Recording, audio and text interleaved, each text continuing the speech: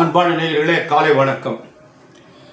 மாதர்மே மதுகைடபக்னி மகிஷ பிராணாபகே கரோத்ய கேலா நிர்வித தூமுரலோச்சனவதே கேஷண்டமுண்டார்ச்சனை நிஷேஷிகிருத ரத்த பீஜதனுஷே நித்யே நிசும்பாபகே சும்பத் வம்சனி சங்கராதுரிதம் துர்கே நமஸ்தே அம்பிகே அருணமணி நிபாங்கம் அக்னிகேசம் கரண்டம் டமர்கதரா வாசம் கற்ககத்தம் கபாலம் அனல நயனநாகம் ஆசனம் பத்மபீடம் அகில புவனமாதம் ஸ்ரீதளம் மாறி ரூபம். அன்பார்ந்த நேர்களே, இன்று மார்கழி மாதம் 18ஆம் நாள் சுக்கிரவாரம், வெள்ளிக்கிழமை, சதுர்த்தசி திதி மாலை 6:45 வரை இருக்குது. பின்னாடி பௌர்ணமி வந்துடுது. மிருகஷி நட்சத்திரம் இரவு 8 வரை, பின்னாடி திருவாதிரை நட்சத்திரம். சித்த யோகம் ராகு காலம் 10:30 முதல் 12 வரை, யமகண்டம் 3 முதல் 4:30 வரை, குளிகன் 7:30 முதல் 9 வரை, சூலம் மேற்கு, பரிகாரம் வெள்ளம். அன்பான நேயர்களே, இன்று கிரகங்கள்லாம் எப்படி இருக்கிறது? தனுசுல சூரியன், சுக்கிரன், புதன், செவ்வாய் இவங்கெல்லாம் தனுசுல இருக்காங்க. இதில் சனி ராகு கும்பத்தில் இருக்குது, சந்திரன் ரிஷபத்தில் இருக்குது, குரு மிதுனத்தில் இருக்குது, கேது சிம்மத்தில் இருக்குது. இதுதான் இந்த கிரகங்களுடைய அமைப்பு. அன்பான நேயர்களே, மேஷராசி என்பவர்களுக்கு இந்த நாள் எப்படி இருக்கிறது என்று பார்ப்போம். மேஷராசி என்பவர்களுக்கெல்லாம் இன்று நாள் சரியில்லை. ஏன்னா குரு 3ஆம் இடத்துல இருக்கார். 3ஆம் இடம் 4ஆம் இடம் குருவுக்கு நல்ல இடம் இல்லை. இன்னும் ஒரு 18 மாதம் குரு நமக்கு மேஷராசி நண்பர்களுக்கு நல்லது செய்ய மாட்டார். ஆனால் சனி ராகு நல்ல இடத்துல இருக்காங்க. அந்த சனி பகவான் எங்கே இருக்காருன்னா 11ஆம் இடத்துல இருக்கார். ஆனால் அவர் மாசி 22ஆம் தேதி வரையும் தான் இருக்கார். அதுக்கு மேலே அவர் மாறிடுறாரு. ராகு மட்டும் அங்கே இருப்பார். அன்பான மேஷராசி என்பவர்கள் ரொம்ப கவனமாக நடந்து கொள்ளுங்கள். ரிஷபராசி என்பவர்களுக்கு ரொம்ப அமோகமான நாள். சனி ராகு 10ஆம் இடத்துல இருக்கார். குரு பகவான் 2ஆம் இடத்துல இருக்கார். இதெல்லாம் ரிஷபராசி என்பவர்களுக்கு ரொம்ப நல்லது. கேது வேற 4ல் இருக்கார். நல்ல அருமையான அமைப்பு ரிஷபராசி என்பவர்களுக்கு. நல்லதெல்லாம் நடக்கும். நல்லதுன்னு என்ன? அவங்கவுங்க வயதுக்கு தக்கபடி நன்மையானதெல்லாம் அவங்கவுங்க என்ன எதிர்பார்க்குறீங்களோ அதெல்லாம் நடைபெறும். அன்பான மிதுன ராசி என்பவர்களை, உங்களுக்கு ஜென்ம குரு, ஜென்மத்தில் குரு இருக்கார். பார்த்து ஜாக்கிரதையாக நடந்து கொள்ளுங்கள். இடம் மாற்றம் இருக்கும். வெளிநாட்டுக்கு போகலாம், வெளிநாட்டில் இருந்தால் இங்கே வரலாம், வீடு மாறலாம், தொழில் மாறலாம், பதவி மாறலாம். இப்படியெல்லாம் எத்தனையோ மாற்றங்கள்லாம் இருக்குது. நல்ல அன்பான மிதுனராசி என்பதை பார்த்து கவனமாக நடந்து கொள்ளுங்கள். கடகராசி என்பவர்களுக்கு தேவையில்லாத செலவுகள்லாம் நிறைய ஏற்படும். பார்த்து 12ல் குரு இருக்காங்க. முடிஞ்சால் நல்ல விரயமாக பண்ணுங்க. இடம் வாங்குங்க, வீடு கட்டுங்க, கல்யாணம் பண்ணுங்க. இல்லைன்னா அமைதியாக கவனமாக நடந்து கொள்ளுங்கள். அன்பான கடகராசி என்பதை ரொம்ப ஜாக்கிரதை ஒரு 6 மாதத்துக்கு. அன்பான சிம்ம ராசி என்பதை குருபான் உங்களுக்கு 11ஆம் இடத்துல இருக்கார். இருப்பினும் சனி ராகு 7ல் இருக்கார். மனைவி கணவனுடைய உடல்நிலை கவனம் தேவை. பெண்ணாக இருந்தால் கணவன், ஆணாக இருந்தால் மனைவி. உடல்நிலையை ரொம்ப ஜாக்கிரதையாக பார்த்துங்க. குழப்பம் இல்லாமல் செய்யுங்க. அன்பான கன்னி ராசி என்பதில் உங்களுக்கு குருபான் 10ஆம் இடத்துல இருக்கார். கெட்ட பேர் ஏற்படும், பதவி இழக்க நேரிடும். இதெல்லாம் ரொம்ப ஜாக்கிரதையாக நடந்து கொள்ளுங்கள். மேலதிகாரிட்ட ரொம்ப பணிவாக நடந்து கொள்ளுங்கள். வாடிக்கையாளர்கிட்ட ரொம்ப கவனமாக நடந்து கொள்ளுங்கள். ஜாக்கிரதையாக நடந்து கொள்ளுங்கள். வியாழக்கிழமை தோறும் தட்சிணாமூர்த்தி வழிபாடு பண்ணிட்டு வாங்க, நல்ல பலன் தரும். அன்பான துளாராசி என்பதில் உங்களுக்கு அமோகமான நாள். குருபான் 9ஆம் இடத்துல இருக்கார். 9ஆம் இடத்துல குரு இருப்பது பெரிய சிறப்பு. ஓடி போனவனுக்கு 9ஆம் இடத்துல குரு, ஆப்டவனுக்கு அட்டமத்தில் சனின்னு சொல்லுவாங்க. அதனால் 9ஆம் இடத்துல குரு இருப்பது நல்ல அமைப்பு. நல்ல காரியம்லாம் நடைபெறும்.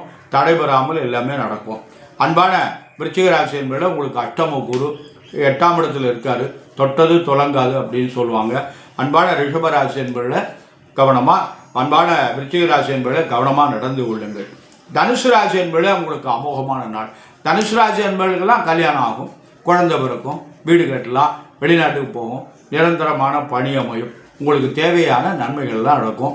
சனி பகவான் வேறு 3ல், ராகு வேறு 3ல். சனி பகவான் அடுத்த 4ஆம் இடத்துக்கு போக போகிறாரு. பார்த்து கவனமாக நடந்து கொள்ளுங்கள். மகர ராசி என்பதில் உங்களுக்கு 7.5 சனி முடிய போகுது. மாசி மாதம் 22ஆம் தேதி 7.5 முடியுது. அன்பான மகர ராசி என்பதில் உங்களுக்கு குருபகவான் சரியில்லை, பார்த்து கவனம் தேவை. கும்பராசி என்பவர்களுக்கு குருபான் 5ஆம் இடத்துல இருக்கார். 5ஆம் இடத்துல குரு இருப்பது பெரிய சிறப்பு. கவனமாக நடந்து கொள்ளுங்கள். ஜென்மச்சனி இருக்குது, சீக்கிரமாக ஜென்மச்சனியை முடிய போகுது. மீனராசி என்பதே உங்களுக்கு குருபான் 4ல் இருக்கார். இந்த குரு பேச்சுக்கு அப்புறம் உங்களுக்கு அருமையாக இருக்கும் சித்திரையிலேருந்து. அன்பான மீனராசி, கும்பராசி, மாராசி என்பதே 7னுடைய தாக்கம் இருக்கிறது. சனிக்கிழமைதோறும் விரதம் பாருங்க, எள்ளு தீபம் ஏற்றுங்க, காக்காய்க்கு எள்ளெண்ணம் வைங்க, கோளறு திருப்பதியம் பாராயணம் பண்ணுங்க, இறை வழிபாடு விடாமல் செய்யுங்க, உங்களுக்கு நல்லது நடக்கும். அன்பான நேயர்களே, இன்று பௌர்ணமி நாள். இன்று அம்பிகையை வழிபடக்கூடிய நாள். இன்று அம்பிகை ரொம்ப சந்தோஷமாக இருப்பாளாம். ஒரு மனிதன் சந்தோஷமாக இருக்கின்ற போது நாம் அவனிடம் உதவி கேட்டோம்னா நம்ம எதிர்பார்க்கிறத விட நிறைய செய்வானா. மனிதனே சந்தோஷமாக இருக்கும் அப்படி செய்வான்னா, இறைவன் சந்தோஷமாக இருக்கிற போது, பெற்ற தாய் சந்தோஷமாக இருக்கிற போது அவள்கிட்ட போய் நம்ம கோரிக்கையை வைத்தோம்னா அந்த காரியம் நிறைவேறும் என்கிறாங்க. அதனால் இன்று கன்னியாகுமரியில் கடல்லாம் ஆர்ப்பரித்து கொண்டு இருக்குமா.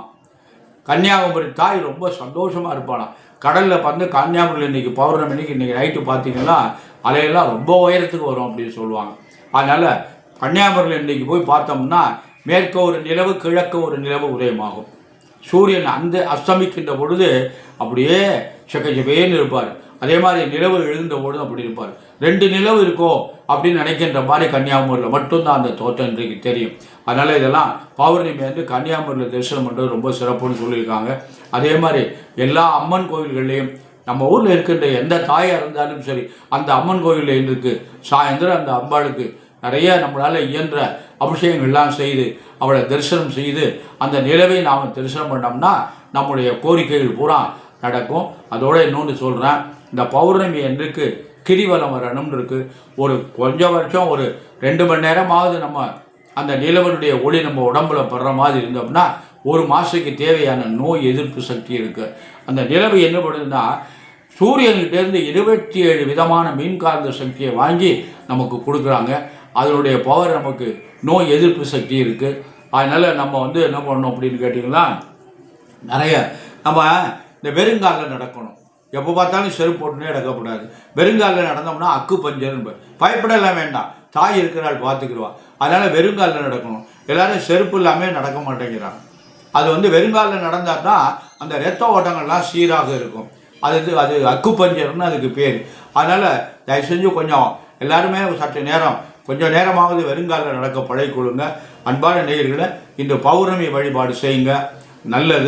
நல்லதே நடக்கும். எல்லோரும் நலமுடன் வாழணும். நம்ம குழந்தைகள் நன்றாக படிக்கணும். அந்த குழந்தைகள் கை நிறைய சம்பாதிக்கணும். அவங்களுடைய வாழ்க்கை துணை நிறைவாக இருக்கணும். அந்த குழந்தைகளுக்கு நல்ல குழந்தைகள் பிறக்கணும். அந்த குழந்தைகளுடைய எதிர்காலம் சிறப்பாக இருக்கணும்.